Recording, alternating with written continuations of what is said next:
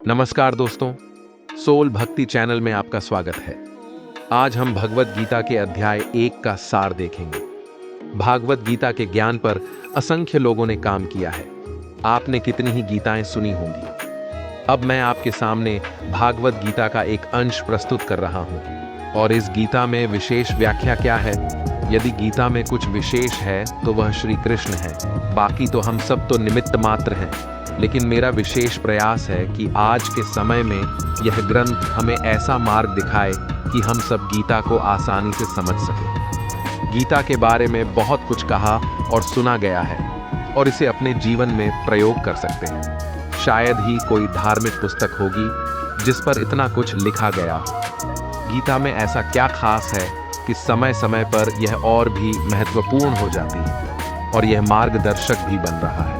अगर हम इसे सरल भाषा में कहें तो भागवत गीता एक उत्तर है। गीता संसार के हर प्रश्न का उत्तर है। जीवन से जुड़ा कोई भी ऐसा प्रश्न नहीं है जिसका उत्तर हमारे मन मस्तिष्क में भागवत गीता में श्री कृष्ण ने न दिया हो। कोई भी शंका हो, समस्या हो, चिंता हो, किसी भी प्रकार की दुविधा हो, दुनिया का हर धार्मिक संकट हो, भगवत गीता सभी का उत्तर है। भागवत गीता में 18 अध्याय हैं और प्रत्येक अध्याय में वेदों और उपनिषदों का सार है।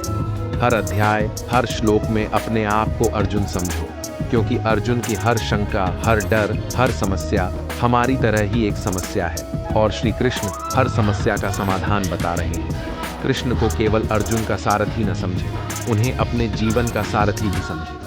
यदि आप और मैं उनकी कही बातों पर अमल करेंगे तो हम सभी कठिनाइयों पर आसानी से विजय पा लेंगे। दोस्तों, यहाँ जीवन की सच्चाई और समस्याओं पर चर्चा होगी, तो आइए आपको ले चलते हैं। भगवत गीता का पहला अध्याय यात्रा पर पहला अध्याय है। अर्जुन, विशद योग। यहाँ शुरुआत धृतराष्ट्र के सवालों से होती है। वह जानना चाहते हैं कि युद्ध में क्या हो रहा है, उनका पुत्र दुर्योधन और उसकी सेना क्या कर रही है तथा पांडु पुत्रों की सेना क्या कर रही है।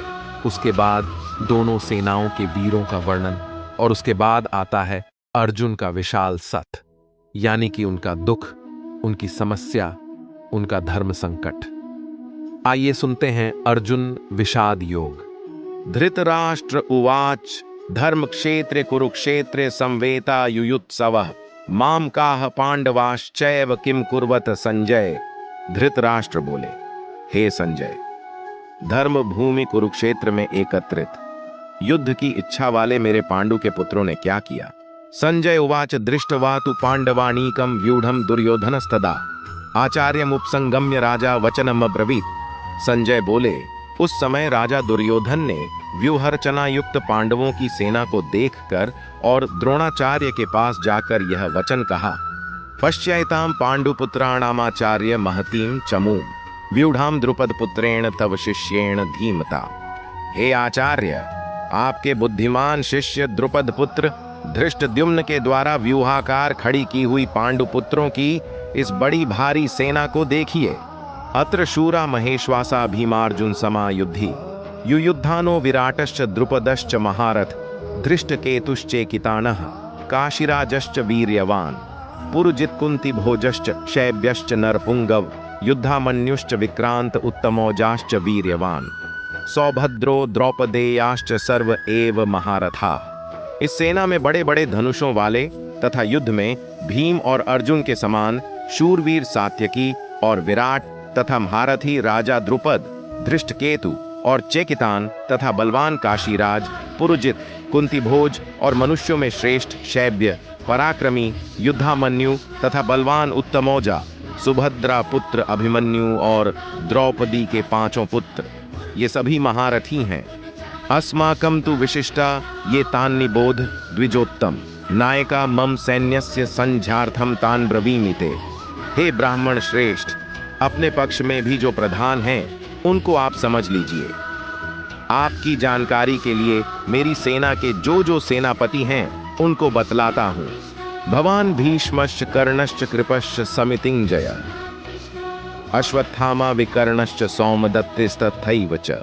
आप द्रोणाचार्य और पितामह भीष्म तथा कर्ण और संग्राम विजयी कृपाचार्य तथा वैसे ही अश्वत्थामा विकर्ण और सोमदत्त का पुत्र भूरिश्रवा। अन्यच बहवः शूरा मदर्थे त्यक्त जीविता, नाना शस्त्र प्रहरणाः सर्वे युद्ध विशारदा। और भी मेरे लिए जीवन की आशा त्याग देने वाले बहुत से शूरवीर, अनेक प्रकार के अस्त्रों शस्त्रों से सुसज्जित और सब के सब युद्ध में चतुर हैं। अपर्याप्तम तदस्माकं बलम भीष्माभिरक्षितम, पर्याप्तम त्विदमितेषां बलम भीमाभिरक्षितम। भीष्म पितामह द्वारा रक्षित हमारी वह सेना सब प्रकार से अजेय है, और भीम द्वारा रक्षित इन लोगों की यह सेना जीतने में सुगम है। अयनेषु च सर्वेषु यथा भागम अवस्थिता, भीष्ममेवाभिरक्षन्तु भवन्तः सर्व एव ही। इसलिए सब मोर्चों पर अपनी अपनी जगह स्थित रहते हुए आप लोग सभी निसंदेह भीष्म पितामह की ही सब ओर से रक्षा करें। संजय उवाच तस्य संजनय्यन हर्षम कुरु वृद्धः पितामह, सिंहनादम विनद्योच्चै शंखंगम दध्मो प्रतापवान। कौरवों में वृद्ध बड़े प्रतापी पितामह भीष्म ने उस दुर्योधन के हृदय में हर्ष उत्पन्न करते हुए उच्च स्वर से सिंह की दहाड़ के समान गरज कर शंख बजाया। ततः शंखंगाश्च भैर्यश्च पणवानक गोमुखा सहसैवाभ्यहन्यन्त स शब्दस्तु मूलो भवत्। इसके पश्चात शंख और नगाड़े तथा ढोल, मृदंग और नरसिंघे आदि बाजे एक साथ ही बज उठे। उनका वह शब्द बड़ा भयंकर हुआ। ततः श्वेतैर्हयैर्युक्ते महति स्यन्दने स्थितो माधवः पांडवश्चैव दिव्यो शंखो प्रदध्मतु। इसके अनंतर सफेद घोड़ों से युक्त उत्तम रथ में बैठे हुए श्री कृष्ण महाराज और अर्जुन ने भी अलौकिक शंख बजाए। पांचजन्यम ऋषिकेशो देवदत्तम धनंजय पौंड्रम दध्मो महाशंखंबम भीमकर्मा वृकोदरः। श्री कृष्ण महाराज ने पांचजन्य नामक, अर्जुन ने देवदत्त नामक और भयानक कर्म वाले भीमसेन ने पौंड्र नामक महाशंख बजाया। अनंत विजयम राजा कुंती पुत्रो युधिष्ठिर, नकुलः सहदेवश्च सुघोष मणि पुष्प कौ। कुंती पुत्र राजा युधिष्ठिर ने अनंत विजय नामक और नकुल तथा सहदेव ने सुघोष और मणि पुष्पक नामक शंख बजाए। काश्यश्च परमेश्वासः शिखंडी च महारथः धृष्टद्युम्नो विराटश्च सात्विकश्चापराजितः द्रुपदो द्रौपदेयाश्च सर्वशः पृथिवीपते सौभद्रश्च महाबाहु शंखनान दध्मुः पृथक पृथक। श्रेष्ठ धनुष वाले काशीराज और महारथी शिखंडी और धृष्टद्युम्न तथा राजा विराट और अजेय सात्यकी, राजा द्रुपद और द्रौपदी के पांचों पुत्र और बड़ी भुजा वाले सुभद्रा पुत्र अभिमन्यु, इन सभी ने हे राजन सब ओर से अलग अलग शंख बजाए। सघोषो धार्तराष्ट्राणाम हृदयानि व्यधारयत नभश्च पृथिवीं चैव तुमुलो व्यनुनादयन। और उस भयानक शब्द ने आकाश और पृथ्वी को भी गूंजाते हुए धार्त राष्ट्रों के अर्थात आपके पक्ष वालों के हृदय विदीर्ण कर दिए। अथ व्यवस्थितान दृष्ट्वा धार्त राष्ट्रान कपिध्वज प्रवृत्य शस्त्र संपाते धनुरुद्यम्य पांडवः ऋषिकेशम तदा वाक्यमिदमाह महीपते। अर्जुन उवाच सेनयोरुभयोर्मध्ये रथम स्थापय मेच्युत। हे राजन, इसके बाद कपिध्वज अर्जुन ने मोर्चा बांधकर डटे हैं धृतराष्ट्र संबंधियों को देखकर उस शस्त्र चलाने की तैयारी के समय धनुष उठाकर ऋषिकेश श्री कृष्ण महाराज से यह वचन कहा, हे अच्युत, मेरे रथ को दोनों सेनाओं के बीच में खड़ा कीजिए। यावदेता निरीक्षे हम योद्धृका मानवस्थितान कैर्मया सह योद्धव्यमस्मिन रण समुद्यमे। और जब तक कि मैं युद्ध क्षेत्र में डटे हुए युद्ध के अभिलाषी इन विपक्षी योद्धाओं को भली प्रकार देख न लूं कि इस युद्ध रूप व्यापार में मुझे किन किन के साथ युद्ध करना योग्य है, तब तक उसे खड़ा रखिए। योत्स्यमानान्वेक्षे हम य एतेत्र समागता धार्त राष्ट्रस्य दुर्बुद्धेर युद्ध प्रिय चिकीर्षव। दुर्बुद्धि दुर्योधन का युद्ध में हित चाहने वाले जो ये राजा लोग इस सेना में आए हैं, इन युद्ध करने वालों को मैं देखूंगा।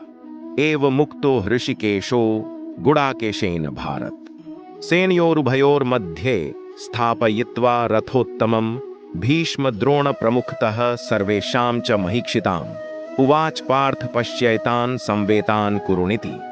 संजय बोले, हे धृतराष्ट्र, अर्जुन द्वारा इस प्रकार कहे हुए महाराज श्री कृष्णचंद्र ने दोनों सेनाओं के बीच में भीष्म और द्रोणाचार्य के सामने तथा संपूर्ण राजाओं के सामने उत्तम रथ को खड़ा करके इस प्रकार कहा कि हे पार्थ, युद्ध के लिए जुटे हुए इन कौरवों को देख। तथा पश्यत स्थितान पार्थ पितृनथ पितामहान आचार्यन मातुलान भ्रातृन पुत्रान पौत्र रान सखींस्तथा श्वशुरान सुहृदश्चैव सेनयोरुभयोरपि तान समीक्ष्य स कौन्तेय सर्वान् बन्धूनवस्थितान् कृपया परयाविष्टो विषीदन् निम्ब्रवीत। इसके बाद पृथापुत्र अर्जुन ने उन दोनों सेनाओं में स्थित ताऊ चाचों को, दादों परदादों को, गुरुओं को, मामाओं को, भाइयों को, पुत्रों को, पौत्रों को तथा मित्रों को, ससुरों को और सुहृदों को भी देखा। उन उपस्थित संपूर्ण बंधुओं को देखकर वे कुंती पुत्र अर्जुन अत्यंत करुणा से युक्त होकर शोक करते हुए यह वचन बोले। अर्जुन उवाच दृष्ट्वेमं स्वजनं कृष्ण युयुत्सुं समुपस्थितं सीदन्ति मम गात्राणि मुखं च परिशुष्यति वेपथुश्च शरीरे में रोमहर्षश्च जायते। अर्जुन बोले, हे कृष्ण, युद्ध क्षेत्र में डटे हुए युद्ध के अभिलाषी इस स्वजन समुदाय को देखकर मेरे अंग शिथिल हुए जा रहे हैं और मुख सूखा जा रहा है तथा मेरे शरीर में कंप और रोमांच हो रहा है। गांडीवं स्त्रंसते हस्तात्वक्चैव परिदह्यते न च शक्नोम्यवस्थातुं भ्रमतीव च मे मनः। हाथ से गांडीव धनुष गिर रहा है और त्वचा भी बहुत जल रही है तथा मेरा मन भ्रमित हो रहा है, इसलिए मैं खड़ा रहने को भी समर्थ नहीं हूँ। निमित्तानि च पश्यामि विपरीतानि केशव न च श्रेयोनुपश्यामि हत्वा स्वजनमाहवे। हे केशव, मैं लक्षणों को भी विपरीत देख रहा हूं तथा युद्ध में स्वजन समुदाय को मारकर कल्याण भी नहीं देखता। न कांक्षे विजयम कृष्ण न च राज्यम सुखानि च किन्नो राज्येन गोविंद किम भोगैर्जीवितेन वा। हे कृष्ण, मैं न तो विजय चाहता हूं और न राज्य तथा सुखों को ही। हे गोविंद, हमें ऐसे राज्य से क्या प्रयोजन है अथवा ऐसे भोगों से और जीवन से भी क्या लाभ है। येषाम् अर्थे कांक्षितम नो राज्यम भोगा सुखानि च त इमे वस्थिता युद्धे प्राणान् त्यक्त्वा धनानि च। हमें जिनके लिए राज्य, भोग और सुखादि अभीष्ट है, वे ही ये सब धन और जीवन की आशा को त्याग कर युद्ध में खड़े हैं। आचार्याः पितरः पुत्रास्तथैव च पितामहः मातुलाः श्वशुराः पौत्राः श्यालाः संबंधिनस्तथा। गुरुजन, ताऊ चाचे, लड़के और उसी प्रकार दादे, मामे, ससुर, पौत्र, साले तथा और भी संबंधी लोग हैं। एतान हन्तुमिच्छामि घ्नतोपि मधुसूदन अपि त्रैलोक्य राज्यस्य हेतो किम नु महि कृते। हे मधुसूदन, मुझे मारने पर भी अथवा तीनों लोकों के राज्य के लिए भी मैं इन सबको मारना नहीं चाहता, फिर पृथ्वी के लिए तो कहना ही क्या। निहत्य धार्थ राष्ट्रान्नः का प्रीति स्यात् जनार्दन पाप में वाश्रयेदस्मान हत्वैतानाततायिनः। हे जनार्दन, धृतराष्ट्र के पुत्रों को मारकर हमें क्या प्रसन्नता होगी। इन आतताइयों को मारकर तो हमें पाप ही लगेगा। तस्मान्नार्हा वयम हन्तुम धार्त राष्ट्रान् स्वबान्धवान् स्वजनम हि कथम हत्वा सुखिनः स्याम माधव। अतएव हे माधव, अपने ही बांधव धृतराष्ट्र के पुत्रों को मारने के लिए हम योग्य नहीं हैं, क्योंकि अपने ही कुटुंब को मारकर हम कैसे सुखी होंगे। यद्यप्येते न पश्यन्ति लोभोपहत चेतसः कुलक्षय कृतं दोषं मित्रद्रोहे च पातकं कथम न झेयमस्माभिः पापादस्मान् निवर्तितुं कुलक्षय कृतं दोषं प्रपश्यद्भिर्जनार्दन। यद्यपि लोभ से भ्रष्ट चित्त हुए ये लोग कुल के नाश से उत्पन्न दोष को और मित्रों से विरोध करने में पाप को नहीं देखते, तो भी हे जनार्दन, कुल के नाश से उत्पन्न दोष को जानने वाले हम लोगों को इस पाप से हटने के लिए क्यों नहीं विचार करना चाहिए। कुलक्षये प्रणश्यन्ति कुल धर्मा सनातना धर्मे नष्टे कुलम कृत्स्नम धर्मो भिभवत्युत। कुल के नाश से सनातन कुल धर्म नष्ट हो जाते हैं। धर्म के नाश हो जाने पर संपूर्ण कुल में पाप भी बहुत फैल जाता है। अधर्माभिभवात् कृष्ण प्रदुष्यन्ति कुलस्त्रियः स्त्रीषु दुष्टासु वार्ष्णेय जायते वर्ण संकरः। हे कृष्ण, पाप के अधिक बढ़ जाने से कुल की स्त्रियां अत्यंत दूषित हो जाती हैं, और हे वार्ष्णेय, स्त्रियों के दूषित हो जाने पर वर्ण संकर उत्पन्न होता है। संकरो नरकायैव कुलघ्नानां कुलस्य च पतन्ति पितरो येषां लुप्तपिंडोदक क्रिया। वर्ण संकर कुलघातियों को और कुल को नरक में ले जाने के लिए ही होता है। लुप्त हुई पिंड और जल की क्रिया वाले, अर्थात श्राद्ध और तर्पण से वंचित इनके पितर लोग भी अधोगति को प्राप्त होते हैं। दोषैरेतयः कुलघ्नानां वर्ण संकर कारकैः उत्साद्यन्ते जाति धर्माः कुल धर्माश्च शाश्वताः। इन वर्ण संकर कारक दोषों से कुल घातियों के सनातन कुल धर्म और जाति धर्म नष्ट हो जाते हैं। उत्सन कुल धर्माणां मनुष्याणां जनार्दन नरके नियतम वासो भवतीत्यनुशुश्रुम। हे जनार्दन, जिनका कुल धर्म नष्ट हो गया है, ऐसे मनुष्यों का अनिश्चित काल तक नरक में वास होता है, ऐसा हम सुनते आए हैं। अहोबत महत पापम कर्तुं व्यवसिता वयम यद्राज्य सुख लोभेन हंतुम स्वजन मुद्यता। हाँ, शोक, हम लोग बुद्धिमान होकर भी महान पाप करने को तैयार हो गए हैं, जो राज्य और सुख के लोभ से स्वजनों को मारने के लिए उद्यत हो गए हैं। यदि माम प्रतिकारम शस्त्रम शस्त्रपाणय धार्तराष्ट्रारणे हन्युस्तन में क्षेमतरम भवेत। यदि मुझ शस्त्र रहित और सामना न करने वाले को शस्त्र हाथ में लिए हुए धृतराष्ट्र के पुत्र रण में मार डालें, तो वह मारना भी मेरे लिए अधिक कल्याणकारक होगा। एव मुक्तवार्जुनः संख्ये रथोपस्थ उपाविशत विसृज्य सशरम चापम शोक संविघ्न मानसः। संजय बोले, रणभूमि में शोक से उद्विग्न मन वाले अर्जुन इस प्रकार कहकर बाण सहित धनुष को त्याग कर रथ के पिछले भाग में बैठ गए। दोस्तों, यह था भगवत गीता का पहला अध्याय, अर्जुन विषाद योग। इसमें अर्जुन का दुख महसूस किया गया है कि उसके मन में शंकाएं होंगी, और ये बातें इस पूरे अध्याय में स्पष्ट रूप से हमारे सामने आती हैं। अब अगले अध्याय में हम जानेंगे और उनकी बात सुनेंगे श्री कृष्ण अर्जुन के दुखों, शंकाओं, परेशानियों के सभी प्रश्नों का उत्तर कैसे देंगे। दोस्तों, ये था भगवत गीता का पहला अध्याय, अर्जुन विषाद योग। दोस्तों, अगर आपको भगवान श्री कृष्ण की ये बातें पसंद आईं, तो कमेंट में जय श्री राधे कृष्णा जरूर लिखें, और ऐसे प्रेरणादायक वीडियो देखने के लिए सोल भक्ति चैनल को सब्सक्राइब करें। धन्यवाद। जय श्री राधे कृष्ण।